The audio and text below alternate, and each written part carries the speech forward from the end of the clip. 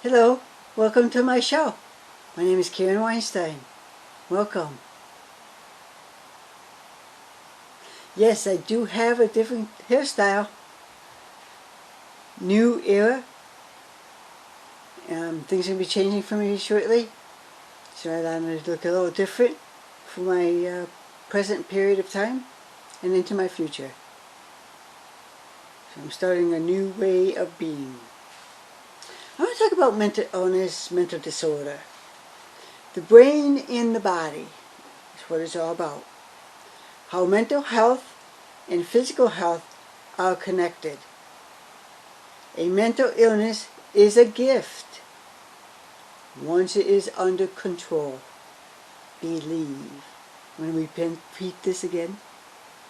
A mental illness is a gift once it is under control. Believe. I'd like to read this to you. It's important information, and I want to get the message out to you professionally, and it is accurate. So here we go. Both mental illness and mental disorders, there are over 300 different conditions. I draw a conclusion on that statement. Is it possible that all human beings have some type of mental illness and or mental disorder? It just determines the severity it is amongst the mind, body, and the spirit. Mental illness is a general term for a group of illnesses that may include symptoms that can affect a person's thinking, perceptions, mood, or behavior. Mental illness can make it for someone to cope with work, relationship, and other demands. The relationship between stress and mental illness is complex, but it is known that stress can worsen an episode of mental illness. Most people can manage their mental illness with medication, counseling, or both.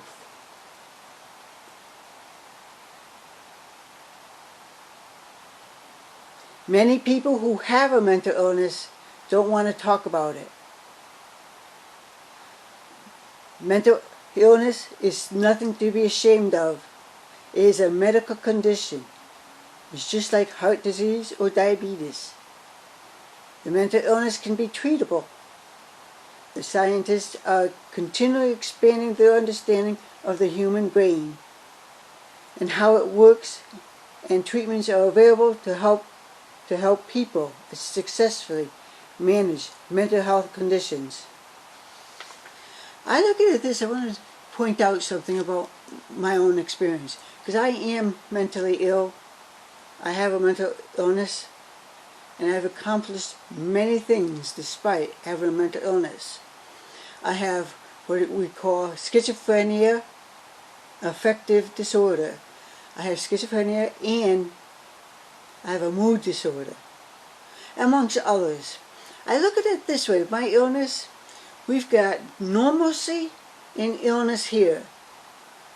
There's no specific spot where there's bipolar, or someone with schizophrenia, or someone with anxiety. Somewhere, all of us are on this line. Healthy mind, sick mind. So each of us is somewhere on that line. We may not diagnose you as that, but all of us are on this line. So you could have a combination of different illnesses or actions that come together and also create your mental illness.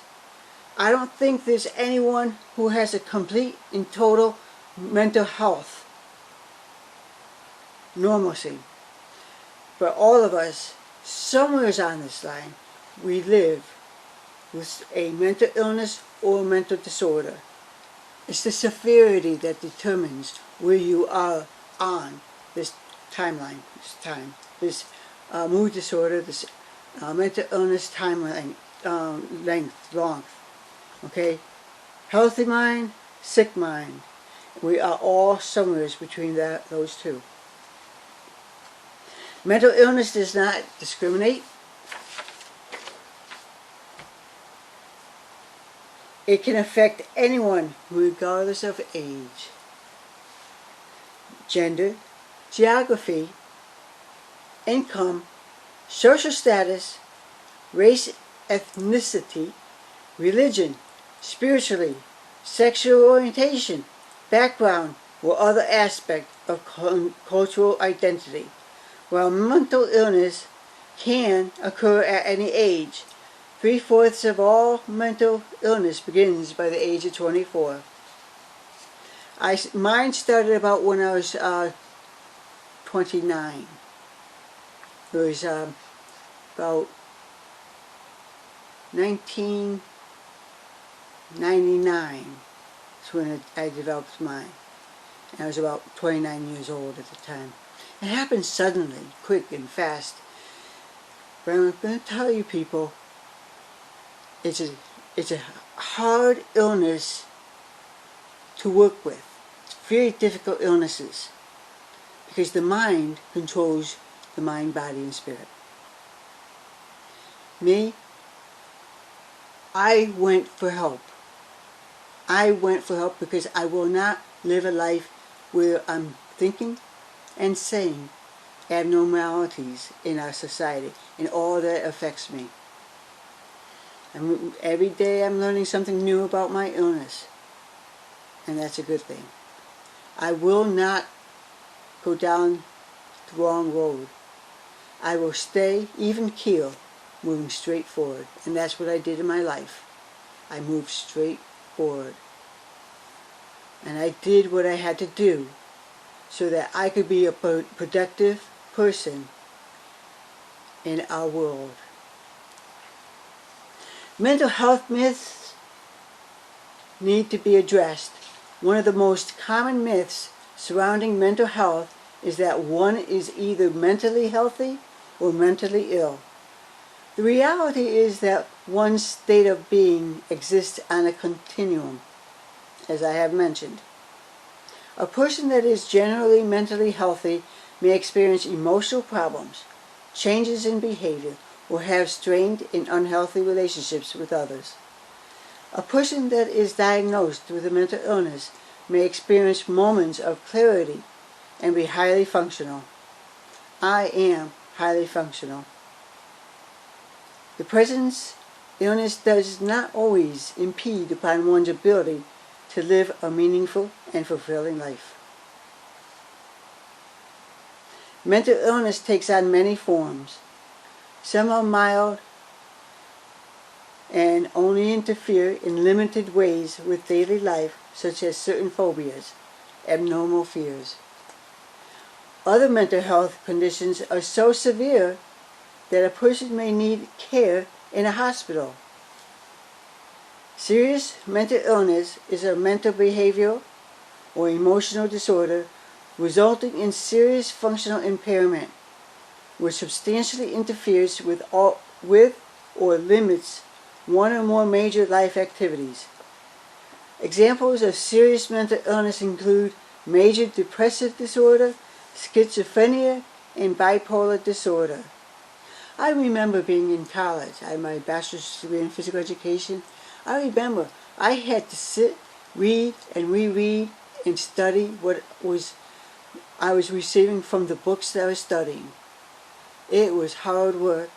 I had to pay attention and concentrate. And you know what worked for me while I was studying my profession, physical education, was that I had soft music playing in the background so that it made me concentrate more on what I was reading and studying. Yes, I successfully did receive a degree in physical education. Years later, after I was put on medication, I went to school for a master's science degree in exercise physiology. Yes, I studied and studied and studied. I learned to focus my mind on the activity I was doing at that moment. With a mental illness may experience moments of clarity and be highly functional. The present illness does not always impede upon one's ability to live a meaningful and fulfilling life, and I am living a fulfilling life. Mental illness takes on many forms. Some are mild and only interfere in limited ways with daily life, such as certain phobias. Oh, I said that.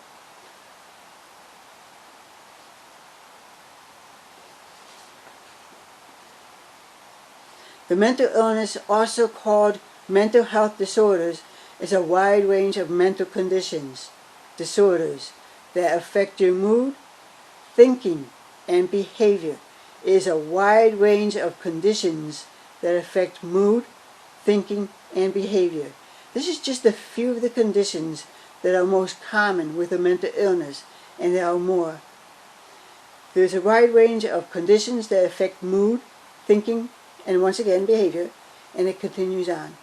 The most common types are anxiety disorders, characterized by feelings of wrong, worry, anxiety, or fear.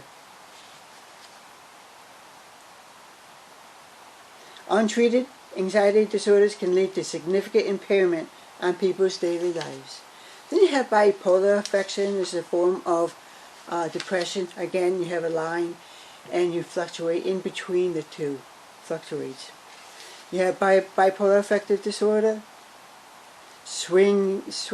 mood swings, ranging from depression lows to manic highs. Depression is a mood disorder characterized by lowering of mood, loss of interest and enjoyment, and reduced energy. It is not just feeling sad. Eating disorders, they include an anorexia, bulimia, nervosa, and other binge eating disorders. Eating disorders affect females and males and can have serious psychological and physical consequences. Dissociation and dissociation disorders is a mental process where a person disconnects from their thoughts, feelings, memories, or sense of identity. Dissociative disorders include dissociative amnesia.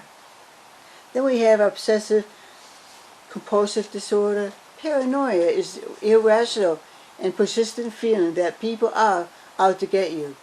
I have this syndrome. I feel like people are out to get me, which I know they are not. They doesn't happen. You can have a paranoid personality disorder, delusional disorder, and schizophrenia. The treatment for paranoia include medications and psychological support. Post-traumatic stress syndrome. Many people have this. It's not just done in the military, in wars, but a person who has experienced a near-life experience, they're just scared. It's a trauma to the body, mind, and spirit. Psychosis. People affected by psychosis can experience delusions, hallucinations, and confused thinking. Dementia, thinking and social symptoms that interferes with daily functioning. Attention deficit hyperactivity disorder. It's a condition including attention difficulty, hyperactivity, and impulsive. I am schizophrenic, a disorder that is a complex psychotic disorder characterized by disruptions to thinking and emotions and a disordered perception of reality. Symptoms of schizophrenia vary widely, but may include hallucinations, delusions, thought disorder, social withdrawal, lack of motivation, and impaired thinking and memory. People with schizophrenia have a high risk of suicide. Schizophrenia is not a split personality. It affects a person's ability to think, feel, and behave clearly. Autism. People ask what is the most difficult mental illness to live with, and that is borderline personality disorder. A disorder which person has difficulty recovering after experiencing or witnessing a terrifying event.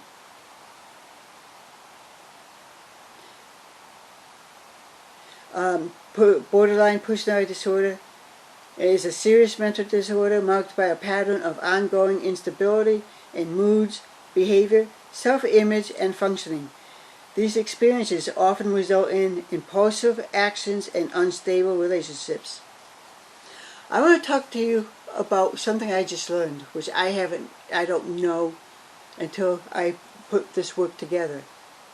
It's genetics. And I'd like to read you this.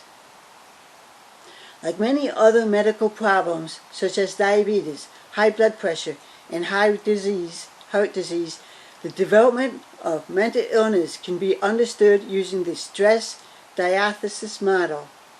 In science, medicine, and psychiatry, and diathesis, and refers to a genetic predisposition based on the genetic information passed on to individuals by their parents.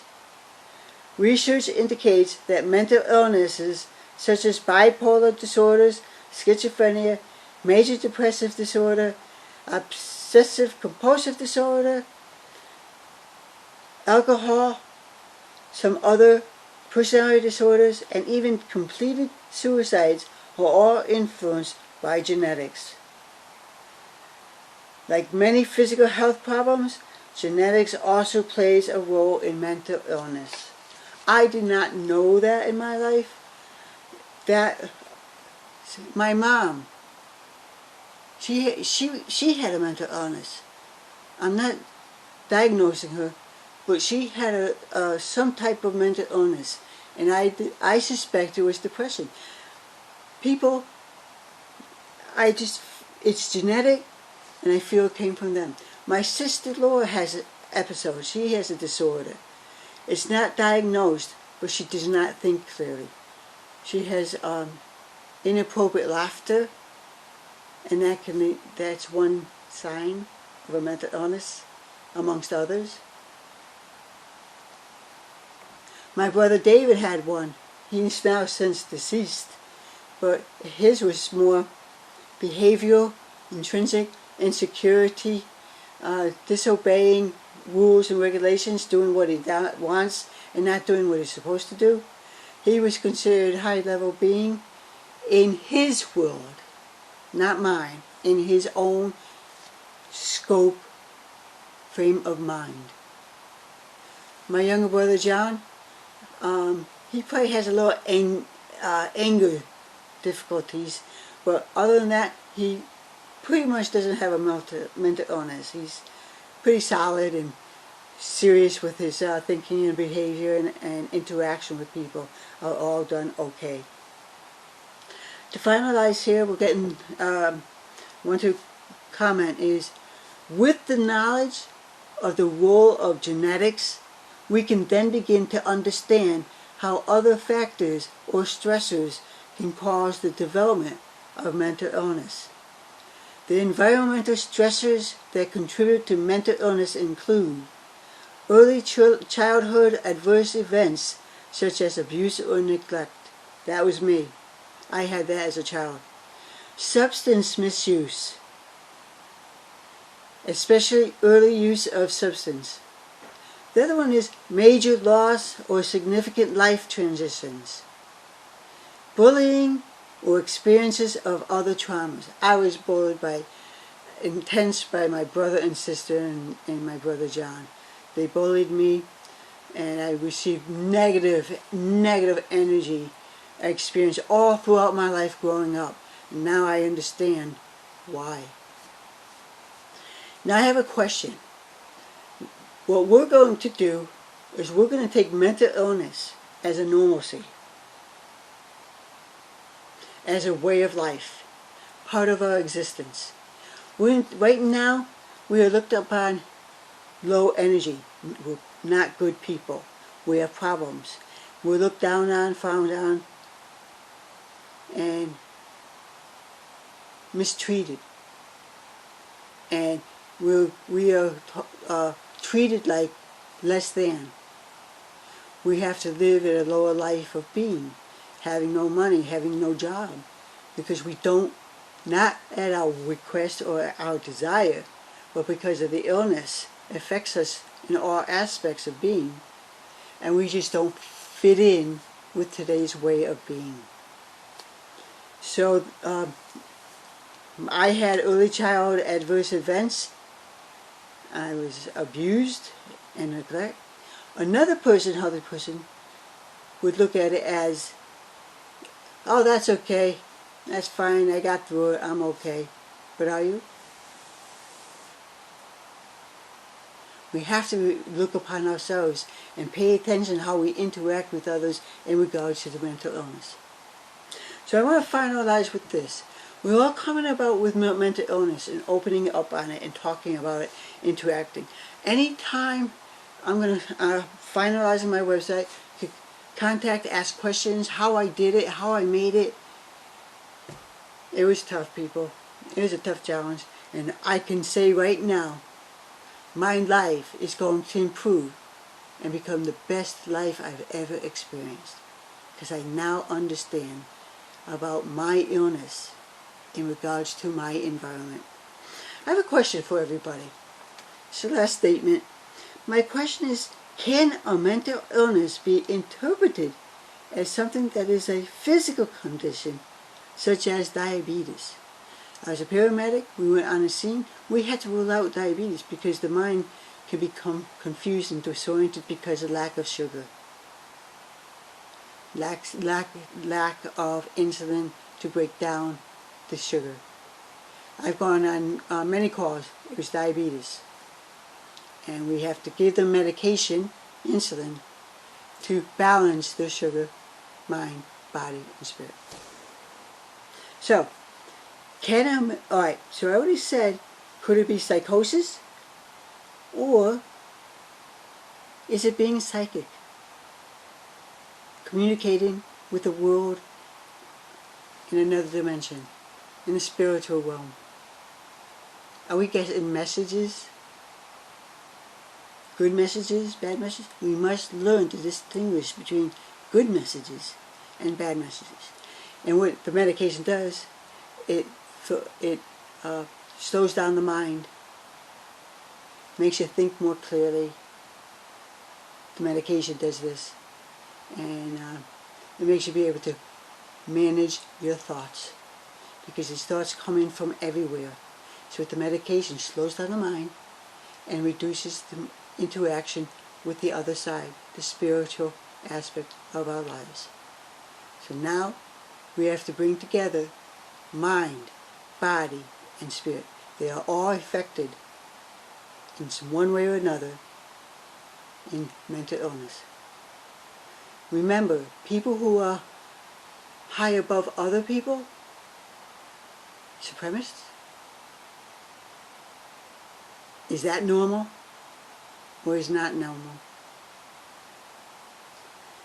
So, I like to see the scientists do more work on the brain, chemistry, genetics. There is hope that a genetic above, okay, you may have a genetic here causing you problems, like feeling suicidal. They're going to look at a gene that's above that and treat it and take away suicidal intentions through genetics. Isn't that exciting? There are lots of people who commit suicide, and we must be sensitive and caring and loving for these people, because one day the mentally ill is going to be on top and everybody else is going to be below. Whoever's higher being, people who think they're above all others, they're going to be down below.